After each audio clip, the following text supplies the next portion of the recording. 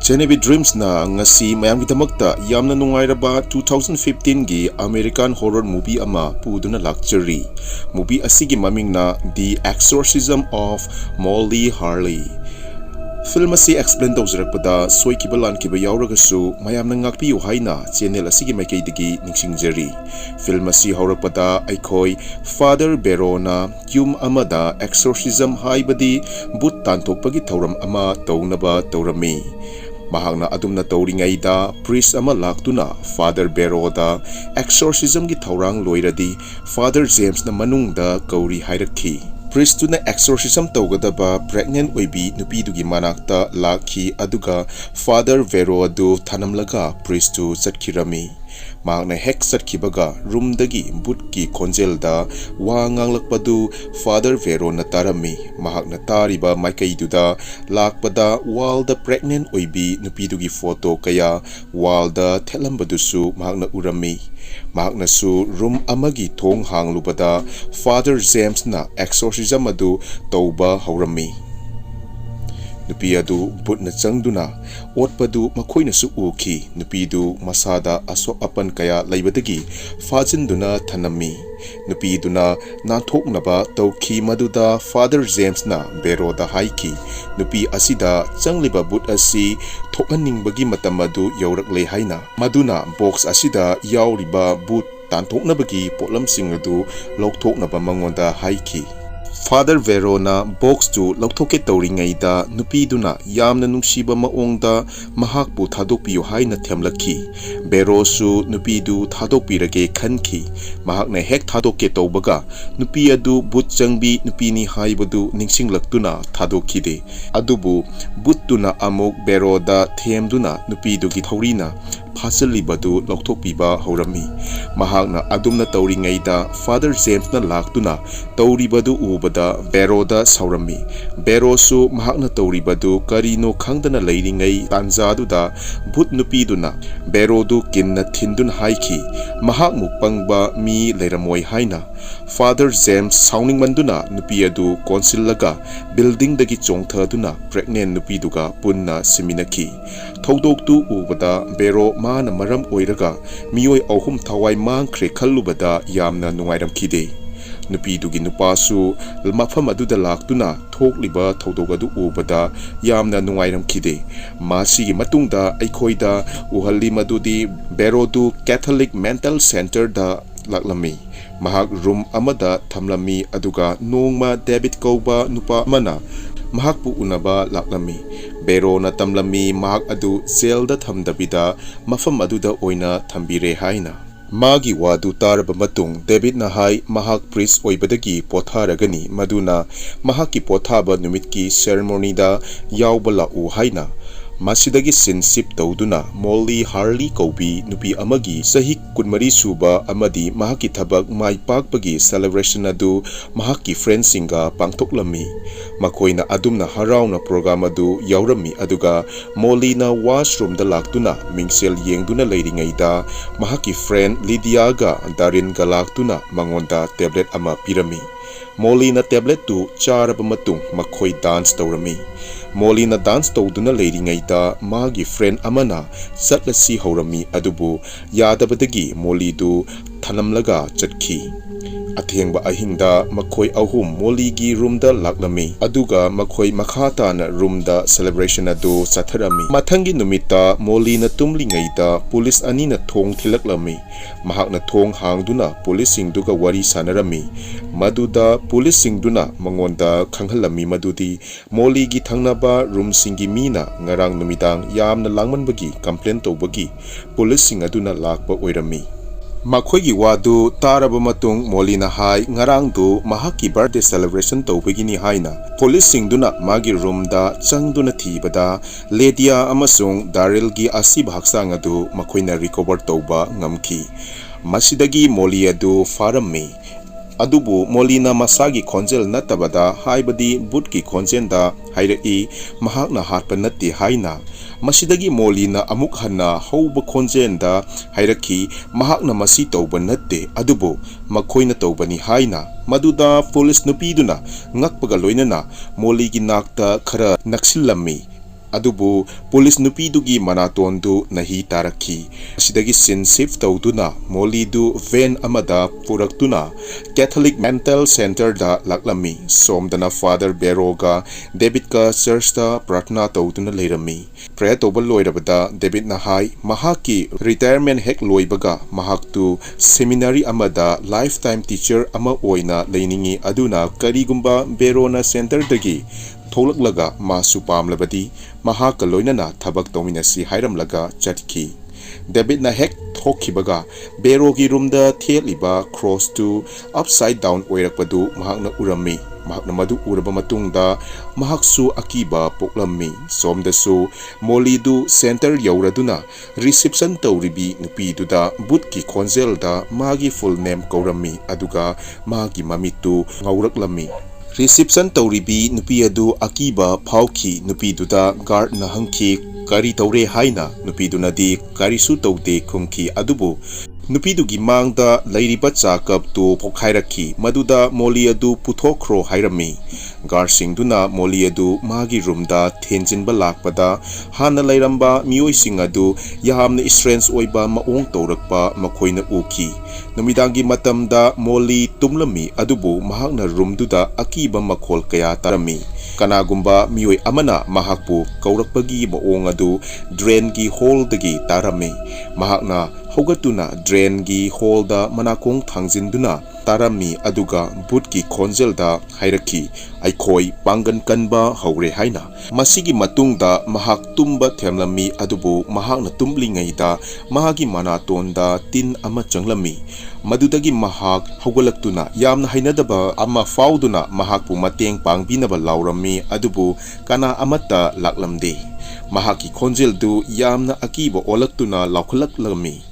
nonga labada magi roomda Dr.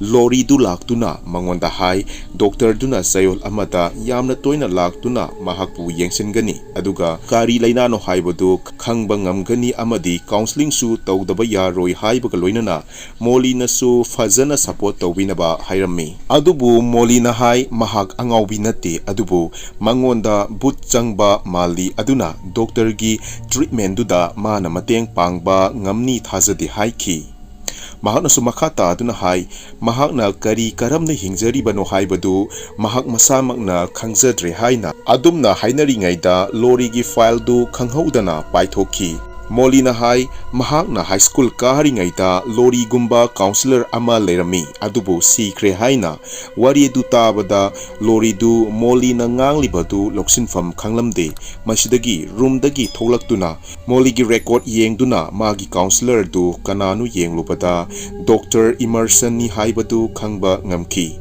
Dr. Emerson amasung Molly gi boyfriend Joseph ka mari lainarakpadagi Molly na makhoibu hatlamlaga mahak Mexico da laktuna anauba punsi marel amada hingba haurakki Lori nasu Ledia amasung Daryl gi sikibagi record su thengnarami mathangi sinda aikoina ui Janet prayer card ama paiduna prayer tawrami somdasu Molly du butchangduna leiba ui Janet na prayer tawringaida prayer card tu khanghaudana mai chaklakhi maduda Janet na Molly na thokanbani haiduna magi guard tuna Molly du lowba lakpada yamna kiningai oiba maongda Molly famduna leiramba du makhoina thengnaki mathangi sindana Lori na Molly da hangki mahaki supernatural oiba maongdugi matangda wahang kaya su hanglami adubu mana kaimta hairamde duga kiningai oiba maongda nganglami masigi matungda Lori da Molly na osilami aduga butki khonjelda mahaki master na hello hairi hairami masidagi sinship tawduna Bero ulai mahakna church da prayer tawduna leirami Berogi prayer na Molly da yamna nungaitaba haibudu oiduna wall da makoktu kaisilami guard amana Lori du kauduna Molly du yehana balakpada patient sing adu makoktu wall da kaisinduna leiramba makhoina thengnaki Molly na wall da makok thomjinba du Lori na lepnaba hairami somdana center gi nakanda kwak ꯌꯥꯝꯅ ꯂꯩꯕꯗꯨ ꯐꯤꯜꯝꯁꯤꯅꯁꯨ ꯎꯍꯜꯂꯤ꯫ ꯃꯣꯂꯤꯗꯨ ꯗꯣꯛꯇꯔꯁꯤꯡꯅ ꯄꯨꯗꯨꯅ ꯂꯥꯛꯄꯗ ꯌꯥꯝꯅ ꯀꯤꯅꯤꯡꯉꯥꯏ ꯑꯣꯏꯕ ꯃꯑꯣꯡꯗ ꯂꯥꯎꯗꯨꯅ ꯂꯥꯛꯄꯗ ꯕꯦꯔꯣꯅ ꯔꯨꯝꯗꯒꯤ ꯇꯥꯔꯝꯃꯤ꯫ ꯃꯍꯥꯛꯅ ꯊꯣꯡꯗꯒꯤ ꯌꯦꯡꯂꯨꯕꯗ ꯃꯣꯂꯤꯅ ꯃꯉꯣꯟꯗ ꯌꯥꯝꯅ ꯃꯨꯟꯅ ꯌꯦꯡꯂꯝꯂꯒ ꯆꯠꯈꯤꯕꯗꯨ ꯃꯍꯥꯛꯅꯁꯨ ꯎꯔꯝꯃꯤ꯫ ꯂꯣꯔꯤ ꯍꯣꯏꯅ ꯃꯣꯂꯤꯗꯨ ꯁꯦꯐꯇꯤ ꯑꯣꯏꯕ ꯔꯨꯝ ꯑꯃꯗ ꯊꯝꯂꯝꯃꯤ꯫ ꯂꯣꯔꯤꯅ ꯃꯣꯂꯤꯒꯤ ꯔꯨꯝꯗ ꯂꯥꯛꯇꯨꯅ ꯍꯥꯏ ꯃꯍꯥꯛꯀꯤ ꯀꯦꯁ ꯐꯥꯏꯜꯁꯤꯡ ꯑꯗꯨ ꯌꯦꯡꯂꯦ ꯑꯗꯨꯒ ꯃꯍꯥꯛ ꯑꯗꯨ ꯆꯍꯤ 19 ꯁꯨꯕꯗ ꯚꯨꯠ ꯆꯪꯈ꯭ꯔꯦ꯫ ꯗꯣꯛꯇꯔ ꯏꯃꯔꯁꯟꯅ ꯐꯣꯡꯗꯣꯛꯂꯝꯕꯒꯤ ꯃꯇꯨꯡ ꯏꯟꯅ ꯁꯩꯇꯥꯟꯅ ꯃꯍꯥꯛ ꯑꯗꯨ ꯋꯥꯍꯟꯕꯅꯤ ꯍꯥꯏꯅ꯫ ꯂꯣꯔꯤꯅꯁꯨ ꯃꯍꯥꯛꯅ ꯍꯥꯏꯔꯤꯕꯁꯤ ꯆꯨꯝꯂꯕꯗꯤ ꯃꯣꯂꯤꯗ ꯚꯨꯠ ꯆꯪꯉꯤ ꯍꯥꯏꯕꯁꯤ ꯊꯥꯖꯔꯒꯦ ꯍꯥꯏꯅ꯫ ꯂꯣꯔꯤꯅꯁꯨ ꯈꯪꯅꯤꯡꯈꯤ ꯀꯔꯤꯒꯤ ꯆꯍꯤ 19ꯗꯒꯤ ꯍꯧꯔꯒ ꯆꯍꯤ 23 ꯐꯥꯎ ꯁꯩꯇꯥꯟ ꯑꯁꯤꯅ ꯃꯣꯂꯤꯕꯨ ꯑꯣꯠꯂꯤꯕꯅꯣ ꯍꯥꯏꯅ꯫ ꯃꯗꯨꯗ ꯃꯣꯂꯤꯅ ꯍꯥꯏꯔꯤꯕ ꯃꯇꯝ ꯑꯁꯤ ꯆꯍꯤ 3 ꯊꯥ 3 ꯑꯃꯗꯤ ꯅꯨꯃꯤꯠ 5ꯅꯤꯒꯤ ꯃꯇꯝ ꯑꯣꯏꯅꯕꯅꯤ ꯍꯥꯏꯅ꯫ ꯃꯗꯨꯒꯤ ꯋꯥꯗꯨ ꯇꯥꯕꯗ ꯂꯣꯔꯤꯅ ꯍꯥꯏꯔꯤꯕ ꯅꯨꯃꯤꯠ ꯑꯁꯤ ꯃꯄꯨꯡ ꯐꯥꯅꯕ ꯅꯨꯃꯤꯠ ꯈꯔꯅꯤꯗꯤ ꯋꯥꯠꯂꯤ ꯍꯥꯏꯅ꯫ ꯃꯗꯨ ꯍꯦꯛ ꯍꯥꯏꯔꯨꯕꯗ ꯃꯣꯂꯤꯗꯨ ꯚꯨꯠꯀꯤ ꯃꯑꯣꯡꯗ ꯇꯧꯔꯛꯂꯗꯨꯅ ꯂꯣꯔꯤꯗ ꯀꯔꯤꯒꯨꯝꯕ ꯈꯔ ꯍꯥꯏꯈꯤ ꯑꯗꯨꯕꯨ ꯂꯣꯔꯤꯅ ꯒ꯭ꯌꯥꯟ ꯇꯥꯕ ꯉꯝꯈꯤꯗꯦ꯫ ꯀꯣꯟꯅꯊꯪꯗ ꯃꯣꯂꯤꯗꯨ ꯃꯍꯥꯛ ꯊꯨꯅ ꯂꯥꯛꯀꯅꯤ ꯍꯥꯏꯔꯝꯂꯒ ꯋꯥꯟꯊꯈꯤ꯫ ꯃꯁꯤꯒꯤ ꯃꯇꯨꯡ ꯉꯥꯏꯍꯥꯛ ꯂꯩꯔꯒ ꯂꯣꯔꯤꯒꯤ ꯒꯥꯔꯤꯒꯤ ꯒ꯭ꯂꯥꯁꯇꯨ ꯀꯥꯏꯔꯛꯈꯤ ꯑꯗꯨꯒ ꯃꯥꯒꯤ ꯒꯥꯔꯤꯒꯤ ꯀꯥꯇꯥꯗꯨ ꯄꯨꯡ 8:03ꯗ ꯂꯦꯞꯂꯝꯃꯤ ꯑꯗꯨꯒ ꯃꯥꯒꯤ ꯈꯨꯗꯥꯡꯗꯁꯨ ꯏ ꯊꯣꯛꯂꯝꯃꯤ꯫ ꯂꯣꯔꯤꯅ ꯃꯥꯒꯤ ꯑꯣꯐꯤꯁꯇ ꯒꯥꯔꯤꯗꯨꯒꯤ ꯃꯇꯥꯡꯗ ꯋꯥꯈꯜ ꯇꯧꯗꯨꯅ ꯂꯩꯔꯤꯉꯩꯗ ꯈꯪꯍꯧꯗꯅ ꯎꯆꯦꯛ ꯑꯃ ꯃꯥꯒꯤ ꯊꯣꯡꯅꯥꯎꯗ ꯌꯩꯁꯤꯟꯗꯨꯅ ꯁꯤꯔꯝꯃꯤ꯫ ꯃꯗꯨ ꯎꯕꯗ ꯃꯥꯒꯤ ꯋꯥꯈꯜ ꯍꯦꯟꯅ ꯋꯥꯔꯝꯃꯤ꯫ ꯁꯣꯝꯗꯅ ꯕꯦꯔꯣꯅ ꯃꯥꯒꯤ ꯄ꯭ꯔꯦꯌꯔ ꯇꯧꯕ ꯂꯣꯏꯔꯒ ꯂꯥꯛꯄꯗ ꯃꯣꯂꯤꯅ ꯃꯇꯦꯡ ꯄꯥꯡꯕꯤꯅꯕ ꯂꯥꯎꯕꯗꯨ ꯃꯥꯅ ꯇꯥꯔꯝꯃꯤ꯫ ꯕꯦꯔꯣꯒꯤ ꯕꯥꯏꯕꯜꯗꯨ ꯃꯈꯨꯠꯇꯒꯤ ꯂꯩꯃꯥꯏꯗ ꯇꯥꯈꯤꯔꯝꯃꯤ ꯑꯗꯨꯒ ꯃꯥꯅ ꯈꯨꯗꯥꯡ ꯒꯥꯔꯤꯗ ꯍꯟꯅ ꯌꯦꯡꯂꯨꯕꯗ ꯃꯥꯒꯤ ꯒꯥꯔꯤ ꯑꯗꯨ ꯄꯨꯡ 8:03ꯗ ꯂꯦꯞꯂꯝꯃꯤ꯫ ꯃꯗꯨꯗꯒꯤ ꯕꯦꯔꯣꯗꯨ ꯆꯠꯈꯤ ꯑꯗꯨꯒ ꯃꯣꯂꯤꯅ ꯑꯀꯤꯕ ꯃꯑꯣꯡꯗ ꯅꯣꯛꯂꯝꯃꯤ꯫ ꯃꯊꯪꯒꯤ ꯁꯤꯟꯗ ꯂꯣꯔꯤꯅ ꯃꯣꯂꯤꯒꯤ ꯔꯨꯝꯗ ꯂꯥꯛꯂꯝꯃꯤ꯫ ꯃꯗꯨꯗ ꯃꯣꯂꯤꯗꯨ ꯑꯞꯁꯥꯏꯗ ꯗꯥꯎꯟꯗ ꯁꯤꯂꯤꯡꯗ ꯌꯥꯟꯗꯨꯅ ꯂꯩꯔꯝꯃꯤ꯫ ꯂꯣꯔꯤ ꯀꯤꯅ ꯃꯥꯒꯤ ꯅꯥꯛꯇ ꯆꯪꯂꯝꯃꯤ꯫ ꯃꯗꯨꯗ ꯃꯣꯂꯤꯅ ꯃꯃꯤꯠ ꯄꯥꯡꯂꯛꯄꯗ ꯂꯣꯔꯤꯗꯨ ꯄꯥꯏꯊꯣꯛꯈꯤꯗꯨꯅ ꯋꯥꯜꯗ ꯌꯩꯁꯤꯟꯈꯤ꯫ ꯂꯣꯔꯤꯅ ꯃꯍꯥꯛꯄꯨ ꯀꯟꯕꯤꯅꯕ ꯂꯥꯎꯈꯤ꯫ ꯃꯗꯨꯗ ꯒꯥꯔꯗ 2 ꯂꯥꯛꯇꯨꯅ ꯃꯣꯂꯤꯗꯨ ꯄꯨꯟꯁꯤꯟꯗꯨꯅ ꯊꯝꯈꯤ ꯑꯗꯨꯒ ꯃꯥꯅ ꯃꯍꯥꯛ ꯌꯥꯝꯅ ꯊꯨꯅ ꯂꯥꯛꯂꯅꯤ ꯍꯥꯏꯈꯤ꯫ ꯑꯃꯗꯤ ꯍꯦꯛ ꯍꯥꯏꯕꯒ ꯕꯦꯔꯣꯗꯨ ꯃꯥꯒꯤ ꯔꯨꯝꯗ ꯇꯨꯝꯗꯨꯅ ꯂꯩꯔꯝꯕꯗꯒꯤ ꯍꯧꯒꯠꯂꯛꯈꯤ꯫ ꯂꯣꯔꯤꯁꯨ ꯕꯦꯔꯣꯒꯤ ꯅꯥꯛꯇ ꯂꯥꯛꯇꯨꯅ ꯃꯣꯂꯤꯗꯒꯤ ꯚꯨꯠ ꯇꯥꯟꯊꯣꯛꯅꯕꯒꯤ ꯊꯧꯔꯝ ꯄꯥꯡꯊꯣꯛꯄꯗ ꯃꯇꯦꯡ ꯄꯥꯡꯅꯕ ꯍꯥꯏꯔꯝꯃꯤ ꯑꯗꯨꯕꯨ ꯕꯦꯔꯣꯅ ꯃꯍꯥꯛꯇꯨ ꯄ꯭ꯔꯤꯁ ꯑꯣꯏꯗ꯭ꯔꯦ ꯍꯥꯏꯈꯤ꯫ ꯂꯣꯔꯤꯅ ꯋꯥꯔꯤꯗꯨ ꯃꯈꯥ ꯇꯥꯅ ꯐꯖꯅ ꯁꯥꯟꯅꯕ ꯌꯥꯅꯕ ꯃꯐꯝ ꯑꯃꯗ ꯋꯥꯛ ꯆꯠꯁꯤ ꯍꯥꯏꯔꯝꯃꯤ꯫ ꯑꯁꯨꯝꯅ ꯃꯈꯣꯏ ꯂꯥꯛꯈꯤ꯫ ꯃꯈꯣꯏꯅ ꯃꯣꯂꯤꯒꯤ ꯃꯇꯥꯡꯗ ꯋꯥꯔꯤ ꯁꯥꯅꯈꯤ꯫ ꯃꯈꯣꯏꯅ ꯑꯗꯨꯝꯅ ꯋꯥꯔꯤ ꯁꯥꯅꯔꯤꯉꯩꯗ ꯖꯦꯅꯦꯠꯇꯨ ꯕꯤꯜꯗꯤꯡꯗ ꯂꯦꯞꯇꯨꯅ ꯃꯥꯕꯨ ꯀꯟꯕꯤꯌꯨ ꯍꯥꯏꯗꯨꯅ ꯆꯣꯡꯊꯔꯛꯈꯤ ꯑꯗꯨꯒ ꯃꯐꯝꯗꯨꯗ ꯁꯤꯈꯤ꯫ ꯃꯁꯤꯒꯤ ꯃꯇꯨꯡꯗ ꯕꯦꯔꯣꯅ ꯃꯣꯂꯤꯒꯤ ꯔꯨꯝꯗ ꯂꯥꯛꯂꯝꯃꯤ ꯑꯗꯨꯕꯨ ꯃꯣꯂꯤꯗꯨ ꯚꯨꯠꯅ ꯐꯨꯜꯂꯤ ꯀꯟꯇ꯭ꯔꯣꯜ ꯇꯧꯔꯝꯃꯤ꯫ ꯕꯦꯔꯣꯗ ꯚꯨꯠꯀꯤ ꯈꯣꯟꯖꯦꯜꯗ ꯃꯣꯂꯤꯅ ꯋꯥꯔꯤ ꯁꯥꯕ ꯍꯧꯔꯛꯈꯤ꯫ ꯃꯗꯨꯗ ꯕꯦꯔꯣꯅ ꯃꯣꯂꯤꯒ ꯋꯥꯔꯤ ꯁꯥꯅꯕ ꯄꯥꯝꯃꯤ ꯍꯥꯏꯔꯝꯃꯤ꯫ ꯕꯦꯔꯣꯅꯁꯨ ꯃꯈꯥ ꯇꯥꯅ ꯚꯨꯠ ꯑꯗꯨꯒꯤ ꯃꯃꯤꯡꯗꯨ ꯍꯪꯂꯝꯃꯤ꯫ ꯃꯗꯨꯗ ꯚꯨꯠꯀꯤ ꯈꯣꯟꯖꯦꯜꯗ ꯕꯦꯔꯣꯗꯨ ꯃꯣꯂꯤꯅ ꯅꯣꯛꯅꯔꯝꯃꯤ꯫ ꯀꯣꯟꯅꯊꯪꯗ ꯃꯣꯂꯤꯅ ꯅꯣꯔꯃꯦꯜ ꯑꯣꯏꯕ ꯃꯤꯑꯣꯏ ꯑꯃꯒꯨꯝꯅ ꯃꯍꯥꯛꯄꯨ ꯃꯇꯦꯡ ꯄꯥꯡꯕꯤꯌꯨ ꯍꯥꯏꯅ ꯕꯦꯔꯣꯗ ꯍꯥꯏꯔꯝꯃꯤ꯫ ꯕꯦꯔꯣꯁꯨ ꯄꯥꯡꯕꯤꯒꯦ ꯇꯧꯔꯝꯃꯤ꯫ ꯃꯗꯨꯗ ꯃꯣꯂꯤꯅ ꯚꯨꯠꯀꯤ ꯃꯑꯣꯡꯗ ꯀꯟꯅ ꯂꯥꯎꯔꯛꯈꯤ꯫ ꯃꯗꯨꯗ ꯕꯦꯔꯣꯗꯨ ꯇꯥꯕ ꯉꯝꯂꯝꯗꯦ ꯑꯗꯨꯒ ꯔꯨꯝ ꯑꯗꯨ ꯊꯥꯗꯣꯛꯇꯨꯅ ꯆꯠꯈꯤꯔꯝꯃꯤ꯫ ꯃꯊꯪꯒꯤ ꯁꯤꯟꯗ ꯕꯦꯔꯣꯒ ꯂꯣꯔꯤꯒ ꯋꯥ ꯇꯥꯅꯈꯤ꯫ ꯃꯁꯤꯒꯤ ꯃꯇꯨꯡꯗꯁꯨ ꯕꯦꯔꯣꯒ ꯗꯦꯕꯤꯗꯀ ꯋꯥ ꯇꯥꯅꯈꯤ꯫ ꯃꯗꯨꯗ ꯃꯣꯂꯤꯗ ꯂꯩꯔꯤꯕ ꯚꯨꯠꯇꯨ ꯇꯥꯟꯊꯣꯛꯄꯗ ꯆꯪꯒꯗꯕ ꯄꯣꯠꯂꯝꯁꯤꯡꯗꯨ ꯕꯦꯔꯣꯗ ꯄꯨꯊꯣꯛꯇꯨꯅ ꯄꯤꯔꯝꯃꯤ꯫ ꯄꯣꯠꯂꯝꯁꯤꯡꯗꯨ ꯄꯨꯔꯒ ꯃꯣꯂꯤꯒꯤ ꯔꯨꯝꯂꯣꯝꯗ ꯂꯥꯛꯂꯝꯃꯤ꯫ ꯃꯣꯂꯤꯒꯤ ꯔꯨꯝ ꯆꯪꯂꯝꯗꯥꯏꯗ ꯍꯣꯂꯤ ꯋꯥꯇꯔꯗꯨ ꯈꯤꯛꯂꯒ ꯆꯪꯂꯛꯈꯤ꯫ ꯍꯣꯂꯤ ꯋꯥꯇꯔꯗꯨꯅ ꯃꯣꯂꯤꯗ ꯈꯤꯛꯂꯝꯃꯤ꯫ ꯃꯗꯨꯗ ꯃꯣꯂꯤꯗꯨ ꯌꯥꯝꯅ ꯋꯥꯔꯝꯃꯤ꯫ ꯕꯦꯔꯣꯅ ꯚꯨꯠ తాꯟꯊꯣꯛꯅꯕꯒꯤ ꯃꯟꯇ꯭ꯔ ꯑꯗꯨ ꯁꯣꯟꯕ ꯍꯧꯔꯝꯃꯤ꯫ ꯃꯗꯨꯗ ꯃꯣꯂꯤꯗꯨ ꯌꯥꯝꯅ ꯋꯥꯔꯝꯃꯤ꯫ ꯃꯁꯤꯗꯒꯤ ꯃꯣꯂꯤꯅ ꯕꯦꯔꯣꯗꯒꯤ ꯅꯥꯟꯊꯣꯛꯅꯕ ꯇꯧꯕ ꯑꯣꯏꯅ ꯃꯍꯥꯛꯇꯨ ꯄ꯭ꯔꯦꯒꯅꯦꯟ ꯑꯣꯏꯕꯤ ꯑꯃꯒꯨꯝꯅ ꯁꯛꯂꯣꯟ ꯑꯣꯜꯂꯛꯈꯤ꯫ ꯕꯦꯔꯣꯅ ꯃꯈꯥ ꯇꯥꯅ ꯚꯨꯠ ꯇꯥꯟꯊꯣꯛꯄ ꯑꯣꯏꯅ ꯃꯥꯅ ꯄꯥꯏꯔꯤꯕ ꯀ꯭ꯔꯣꯁꯇꯨ ꯃꯣꯂꯤꯒꯤ ꯃꯃꯥꯏꯗ ꯊꯝꯅꯕ ꯇꯧꯕꯗ ꯃꯣꯂꯤꯅ ꯕꯦꯔꯣꯒꯤ ꯃꯈꯨꯠꯇꯨ ꯆꯤꯛꯂꯝꯃꯤ ꯑꯗꯨꯕꯨ ꯃꯣꯂꯤꯒꯤ ꯃꯔꯥꯏꯕꯛꯇ ꯊꯥꯔꯝꯕ ꯃꯌꯦꯛ ꯈꯔꯗꯨꯗꯤ ꯃꯥꯡꯈꯤꯔꯝꯃꯤ꯫ Bero hanba kauba leitana cross to Molly gi mamaida thambada magi mamaidu maikhu tholaki. Molly sauraduna magi I adu Bero da sichilami. Bero sauningduna washroom da laktuna mamai tarami. Magi makutasu bandage punba loiraba matung maana thongnauda yenglubada miyoi khara na mangonda munna yengduna leiramba du maana thengnaki. Bero makhatana Molly gi room da laktuna boot tanthokpadu mapung phanaba tawrami. Mahakna boot adu thokhinaba tawrami adubu Molly na yamna saurakladuna Bero gi potlamsing adu langthokpa horaki. Masigi matung Bero gi khawridu mekhairaki adubu kona thangda Bero na room adudagi tholaki. Bero gi nakta lori na laktuna pukning thogatuna boot tanthoknaba hairami. Bero na room da laktuna boot ki thawai hamnaba box amasu utladuna magi mantra sonduna boot adu tanthoknaba tawrami. Maduda Molly du yamna kiningai oiba maongda tawrakpa ui adubu mangonda leiramba boot ki thawai adu tinkangi saongda tholaktuna box aduda changlami. Boot ki thawai adu insect ki maongda tholakhi aduga box tuda loina changki amadi box tu holy water da lupki. Masidagi Bero na Molly hinglibra yenglaba matung mahakna Molly du layeng binaba purakhi. Mathangi sinda Bero na Molly gi nakta laklami aduga Molly na Bero bu thagatpa phongdoklami.